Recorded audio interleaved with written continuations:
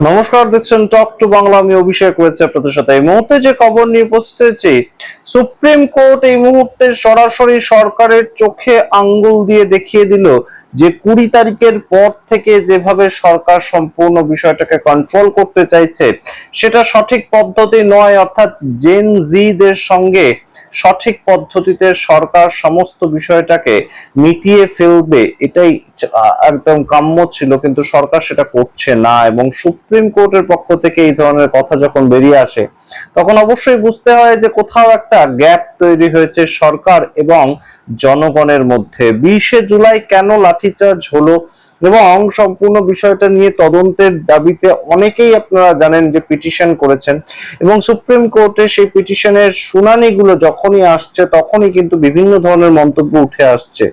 আপনাদেরকে এর আগেই আমরা জানিয়েছি যে এই সামগ্রিক বিষয়ে সুপ্রিম কোর্ট মন্তব্য করেছে যে আমরা সম্পূর্ণ নিরপেক্ষ একটা তদন্ত করাবার জন্য পরবর্তীতে এসআইটি তদন্ত আমরা অবশ্যই তার নির্দেশ দিতে পারি।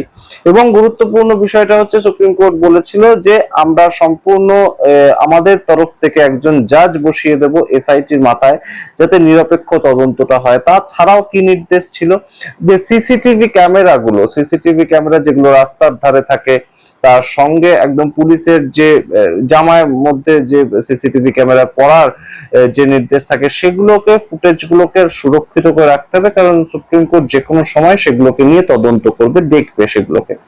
এই ছিল তাদের আগের শুনানিতে বক্তব্য, কিন্তু এবার আরো গুরুত্বপূর্ণ কিছু বক্তব্য তারা রেখেছে বর্তমান সময়টাকে নিয়ে। 20শে জুলাই যা হওয়ার তো হয়েছে, সেটাকে নিয়ে অন্য তদন্ত চলবে, অন্য তদন্তের শুনানি সেটা নিয়ে চলছে, কিন্তু এই মুহূর্তে সরকারের পক্ষ থেকে আরো গুরুত্বপূর্ণ বক্তব্য উঠে এসেছে, এবং সেটা তারা যা বলছে অবশ্যই এই মুহূর্তে কিন্তু বেশ খানিকটা অন্যরকমেরই একটা পরিস্থিতি তৈরি হয়। কি বলছে সরকার, একদম চোখে আঙ্গুল দিয়ে দেখিয়ে দিয়েছে সুপ্রিম কোর্ট, এবং সুপ্রিম কোর্ট কিন্তু সরাসরি এই মুহূর্তে সরকারকে সঠিক রাস্তা চুজ করতে বলছে।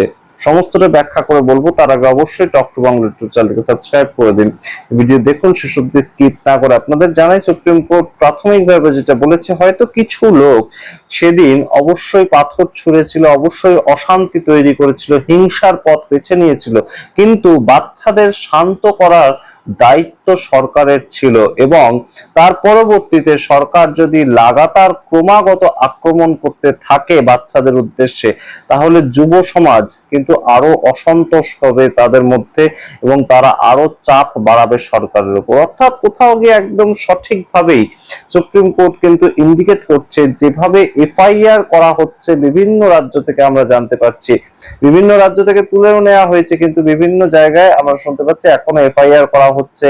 যে বাচ্চা মেয়েটি, 15 বছরের বাচ্চা মেয়ে নয়ডাতে থাকে, তিনি তার একটি মুখ থেকে অপশব্দ বেরিয়ে গিয়েছিল, তাই জন্য তাকে একদম তার বাড়িতে গিয়ে পুলিশ হ্যারাস করছে দিনে 2বার করে, সেই খবরগুলো উঠে আসছে। সেটাকে কেন্দ্র করেই কিন্তু একদম ইঙ্গিতপূর্ণ মন্তব্য সুপ্রিম কোর্টের পক্ষ থেকে উঠে এসেছে, যে এর পরবর্তীতে সরকার যদি আক্রমণ করে এদেরকে বিভিন্নভাবে, তাহলে কিন্তু অবশ্যই যুব সমাজের মধ্যে অসন্তোষ তৈরি হবে এবং আরো চাপ বাড়বে। এবং অবশ্যই এই কথাটা কি সরকার, কেন্দ্রীয় সরকার বুঝতে পারছে না যে যুব সমাজ তারা কোথাও গিয়ে এই মুহূর্তে এতটাই ফ্রাস্ট্রেটেড হয়ে গিয়েছিল সরকারের বিরুদ্ধে, তারা দিন নেই রাত নেই 1 মাস ব্যাপী একটা আন্দোলন করলো, এবং সেই আন্দোলন থেকে তারা যখন বেরোলো, তখন সরকার তাদের বলেছিল যে কোনো ডবল ইঞ্জিন স্টেট এবং অবশ্যই বিজেপির যে একদম অ্যাফিলিয়েটেড যে স্টেট গুলো রয়েছে, অন্ধ্রপ্রদেশের মতন বা বিহারের মতন, সেগুলোতে কোনো মতেই এফআইআর হবে না কারোর বিরুদ্ধে। কিন্তু বিভিন্ন জায়গা থেকে একই ধরনের ছবি তো উঠে আসছে বারংবার। তো সেইখানেই একদম সরাসরি এই মুহূর্তে যিনি পিটিশনটা করেছিলেন, তার বক্তব্য খুব গুরুত্বপূর্ণ ভাবে উঠে এসেছে। তিনি বলছেন যে জেন জি তাদের বিরুদ্ধে যদি এইভাবে ক্রমাগত চাপ দেওয়া হয়, এফআইআর করা হয়, তাদের হ্যারাস করা হয় পুলিশের দ্বারা, তাদের বাড়িতে পুলিশ চলে যাচ্ছে, যে সমস্ত মেয়েরা এসেছিলেন তাদের বাবা মাকে ফোন করে বা পুলিশ গিয়ে তাদের সরাসরি বলছেন যে কিভাবে আপনারা মেয়েদেরকে ছাড়লেন এই আন্দোলনে যাওয়ার জন্য, সেগুলো এখনো ঘটছে। তো সেই ক্ষেত্রে এই যিনি পিটিশনটা করেছেন, তিনি বলছেন যে এর পরবর্তীতে জেন আলফা তারা একদম সরাসরি আরো বড় একটা প্রতিবাদ করার চেষ্টা করবে এবং সেইখানে সরকার তখন আরো বেকায়দায় পড়বে। অর্থাৎ জেন আলফা বলতে যারা স্কুলে পড়ে, যারা 2014 সালের পরে জন্মেছে, তাদের বলা হচ্ছে জেন আলফা। একদম স্কুলের ছাত্রছাত্রীরা আপনাদের ইতিমধ্যেই দেখিয়েছি উত্তরপ্রদেশের ফতেহপুর, সেখানে একদম সরাসরি কিন্তু স্কুলের ছাত্রছাত্রীরা, আমাদের স্কুলে বেঞ্চ নেই, সঠিকভাবে পড়াশোনা করা যাচ্ছে না, ফ্যান নেই, ক্লাসে চক বোর্ড নেই, ডাস্টার নেই, ইত্যাদি দাবি নিয়ে একদম বাবা সাহেব আম্বেদকরের ছবি নিয়ে রাস্তায় নেমে পড়েছে। এবং নেমে পড়ার কিছুক্ষণের মধ্যে সোশ্যাল মিডিয়াতে সেটা ভাইরাল হওয়ার কিছু ঘন্টার মধ্যেই সরাসরি কিন্তু স্কুলের যে ইনফ্রাস্ট্রাকচার বডি, সেখানে ফোন আসে সরকারের পক্ষ থেকে এবং সরকার বলে আমরা সমস্তটা করে দেব, আপনারা এই আন্দোলনটা তুলে নিন। অর্থাৎ কোথাও গিয়ে মানুষ বুঝতে পারছেন যে এই মুহূর্তে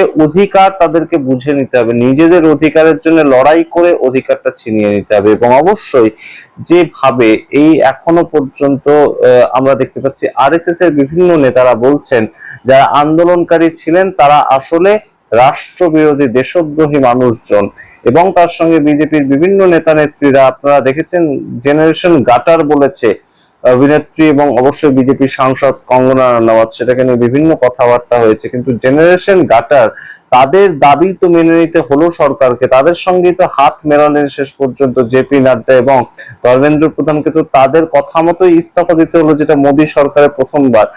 সেই ক্ষেত্রে তাদের বিরুদ্ধে এখন কেন কেস দেওয়া হচ্ছে, এফআইআর করা হচ্ছে, কিংবা তাদেরকে হ্যারাস করা হচ্ছে, এই বিষয়গুলো নিয়ে চর্চা হচ্ছে। এবং অবশ্যই সুপ্রিম কোর্ট তারই মাঝে দাঁড়িয়ে এক এক দিন যেভাবে এক এক ভাবে সরকারকে চাপ দিচ্ছে ক্রমাগত, সেই জায়গাটাও কিন্তু গুরুত্বপূর্ণ। ইতিমধ্যে আপনারা জানেন যে অমিত শাহ তিনি কোনো মতেই সরকারের পক্ষ থেকে এসে কোনো বয়ান দিতে পারছেন না, না তিনি প্রেস কনফারেন্স করতে পারছেন 20 তারিখের বিষয় নিয়ে, না তিনি একদম সংসদে দাঁড়িয়ে কোনো কথা বলতে পারছেন, না প্রেস রিলিজ করতে পারছেন। তারই মধ্যে একদম সরাসরি এই মুহূর্তে যে ঘটনাটা ঘটলো, যে সুপ্রিম কোর্ট বলে দিল যে আরো সহনশীলতা নিয়ে এই মুহূর্তে সরকারের উচিত ছাত্রছাত্রীদের সম্পূর্ণ সমস্যার বিষয়টা দেখা। এবং গুরুত্বপূর্ণ, সরকার যদি এইভাবে আক্রমণ করে তাহলে তো অবশ্যই ছাত্রছাত্রীদের মধ্যে অসন্তোষ বাড়বে। আমরা ইতিমধ্যেই দেখতে পেয়েছি যে বিজেপির বিভিন্ন নেতারা তারা এই যে তাদের হেরে যাওয়াটা, ধর্মেন্দ্র প্রধানের ইস্তফাটাকে তারা হেরে যাওয়া হিসেবে নিয়েছে এবং সেটাকে তারা মেনে নিতে পারছে না। বিভিন্ন জায়গাতে আপনারা দেখতে পাবেন ইতিমধ্যেই গদি মিডিয়াতে সেগুলোকে রীতিমতন ঢাকবার চেষ্টা করা হচ্ছে। প্রত্যেকটা বিষয়, ছাত্র আন্দোলন নিয়ে যা যা বিষয় হয়েছে তা সেগুলোকে ইগনোর করে অন্য খবর দেখানোর চেষ্টা করা হচ্ছে। কিন্তু গুরুত্বপূর্ণভাবে যে প্রশ্নগুলো থেকেই যাচ্ছে যে এই যে আক্রমণ করা হলো, পুলিশি আক্রমণ একদম, বা পুলিশ, বহু পুলিশের সেখানে ছিলেন যাদের কোনো ড্রেস ছিল না, যাদের ব্যাজ ছিল না, যাদের আইটি কার্ড ছিল না, তারাও পর্যন্ত পায়ে হাওয়াই চটি পরে এসে একদম ছাত্রছাত্রীর উপর অকথ্য অত্যাচার করেছিলেন। সেই প্রশ্নগুলো থাকছে তারা কারা, তাদেরকে কারা ডিপ্লয় করেছিল। এই জায়গা থেকে একদম সুপ্রিম কোর্টের কড়া নির্দেশ কিন্তু এলো যে কোনোভাবেই সিসিটিভি ফুটেজ ডিলিট করা যাবে না, সিসিটিভি ফুটেজ গুলোকে সুরক্ষিত রাখতে হবে এবং দরকারে তারা কিন্তু এসআইটি তদন্ত একদম নির্দেশ করতে পারে। সেগুলো আমরা দেখবো কখন কি হচ্ছে। তবে অবশ্যই সরকারের যে মনোভাব ছাত্রছাত্রী বা আন্দোলনকারীদের উদ্দেশ্যে, সেটাকে নিয়ে কোথাও কিন্তু একটা সতর্ক বার্তা দিল সুপ্রিম কোর্ট। গুরুত্বপূর্ণ বিষয় অবশ্যই, তার কারণ একাধিক পিটিশন সেখানে জমা পড়েছে, পিআইএল সেখানে জমা পড়েছে এবং সেগুলোকে নিয়ে প্রতিনিয়ত চর্চা চলছে এবং প্রতিনিয়ত কিন্তু সুপ্রিম কোর্টের যেহেতু পিআইএল, যেহেতু পিটিশন জমা পড়েছে, সেটাকে এড়িয়ে যাওয়ার কোনো বিষয় নেই।